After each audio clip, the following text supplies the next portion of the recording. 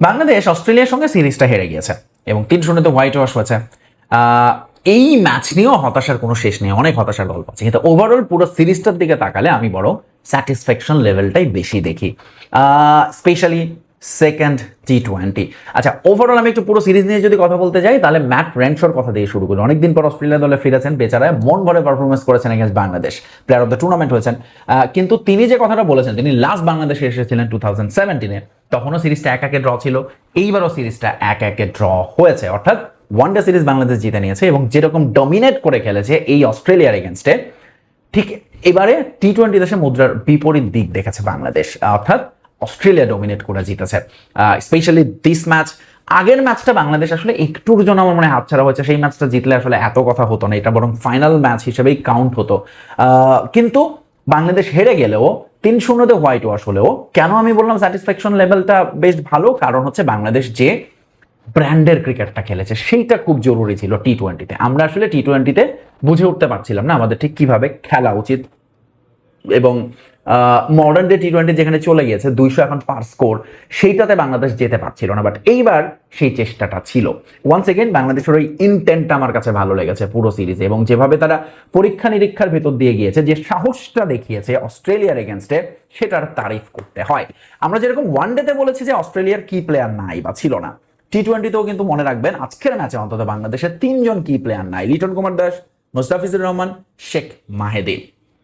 তাদের জায়গায় আসলে আসলে বাংলাদেশ দলটা আরেকটু ব্যালেন্স হতো। এখন এই দলটার আসলে সমস্যাটা কি ছিল আজকের ম্যাচে, স্পেশালি যদি আপনি তাকান, এই দলটার কোনো মিডল অর্ডার বলে কিছু ছিল না, যেটা আমাদের ওয়ানডেতেও সমস্যা ছিল, যে সংকট আমরা এখন অনেকটাই কাটিয়ে উঠতে পেরেছি মোসাদ্দেক হোসেন সৈকত, তৌহিদ হৃদয়দের ইনক্লুশন এবং পারফরমেন্সের পরে। T20-তে সেটা আসলে আজকের ম্যাচে স্পেশালি দেখেন টপ অর্ডার আছে, এরপর একেবারে লোয়ার মিডল অর্ডার, অর্থাৎ 5 নম্বরে নেমেছে নুরুল হাসান সোহান। কিন্তু অ্যাকচুয়ালি আমার মনে হয় সোহান নিজেও নিশ্চিত নন তার পজিশন দলে কত হওয়া উচিত, টিম ম্যানেজমেন্টও জানে না সোহানকে কোথায় খেলাবে, সোহান কিভাবে খেলবে। তারপরে শামীম পাটোয়ারি, রিশাদ, মানে আমাদের লেজটা খুব দ্রুত উন্মুক্ত হয়ে যায় যখন টপ অর্ডার ফেল করে। তৌহিদ হৃদয় একাই লড়াই চালিয়ে গেছেন, একাই খেলেছেন, এবং ব্র্যাভো যে হৃদয় আসলে he is in form, back in form, আসলে তিনি মাঝখানে খানিকটা বাজে সময় তার গিয়েছে, স্পেশালি আজকের ম্যাচে শুধু শেষ ওভারটুকু নিয়ে হয়তো আক্ষেপ হতে পারে হৃদয়ের, আদারওয়াইজ পুরো ম্যাচে তিনি যেভাবে বুক চিপিয়ে লড়েছেন একাই, অসাধারণ। বাংলাদেশ দলের ওয়ান্স এগেইন এই ইন্টেন্টটা এবং এই যে T20-তে আমরা যেটা খেলতে চাই, ধরুন 2 বছর পর আমাদের T20 ওয়ার্ল্ড কাপ, তার আগে এই পরীক্ষা নিরীক্ষাগুলো সাহস দেখানোটা খুব খুব জরুরি, এবং আমি মনে করি এখন সময় এসেছে আসলে আমাদের টপ অর্ডার নিয়ে ভাবার।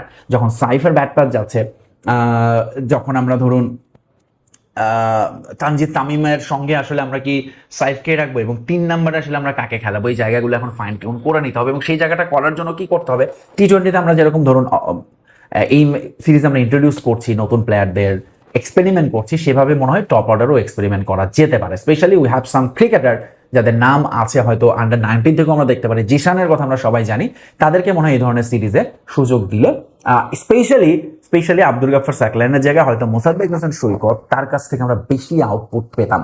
কিন্তু বাংলাদেশ দল বোঝাই যাচ্ছে একজন পেস বোলিং অলরাউন্ডারের খোঁজে আছে। দেন হোয়াট অ্যাবাউট সাইফুদ্দিন, সেই প্রশ্নটাও আসছে। সো আমি বরং এক্সপেক্ট করছিলাম সৈকত থাকলে এই সিরিজটাতে হয়তো তিনি ওই জায়গাটা বোলিং এবং ব্যাটে, যেহেতু শেখ মাহেদীকে খেলায়নি বাংলাদেশ, পুষিয়ে দিতে পারতেন। কিন্তু যেহেতু 2 বছর এখনো বাকি, বাংলাদেশের অনেক সময় বাকি, এবং বাংলাদেশের 3জন ক্রিকেটার তারা অবশ্যই T20-তে ঢুকবেন, ফলে তখন আসলে টিমটা ব্যালেন্স হবে। ওভারঅল আপনি যদি চিন্তা করেন, ওয়ানডেতে আসলে বাংলাদেশের প্রাপ্তির কোনো শেষ নাই। সবচেয়ে বড় প্রাপ্তি অস্ট্রেলিয়াকে সিরিজ হারানো, এবং এমন ঘটনা ঘটেছে যেটা জীবনে অস্ট্রেলিয়ান ক্রিকেটে ঘটে নাই, তাই না? তারা যে বাংলাদেশে এসে 0 রানে 3 উইকেট হারাবে কে ভাবতে পেরেছিল, এবং তাদেরকে যে শেষ ম্যাচ জিতে হোয়াইট ওয়াশ এড়াইয়া যে এরকম উদযাপন করবে তারা, এটাও ভাবতে পারে নাই। সো এই সিরিজে বড় প্রাপ্তি আসলে এইটাই, অস্ট্রেলিয়ার কাছ থেকে রেসপেক্ট প্রপার, যে অস্ট্রেলিয়া বছরের পর বছর বাংলাদেশকে খেলতে ডাকে না, এখানেই খেলতে আসতে নানান টাল বাহানা করে, তারা ওয়ানডে সিরিজ হোয়াইট ওয়াশ এড়ায়া যেরকম উদযাপন করছে, এবং যে বডি ল্যাঙ্গুয়েজ তারা ইংল্যান্ড ইন্ডিয়ার সঙ্গে প্লে করে, সেই বডি ল্যাঙ্গুয়েজ আমরা এবার বাংলাদেশের সাথে দেখছি অন্তত একাধিকবার ম্যাচের মধ্যে এরকম ঘটনা ঘটছে, আই কন্ট্যাক্ট, বডি ল্যাঙ্গুয়েজ।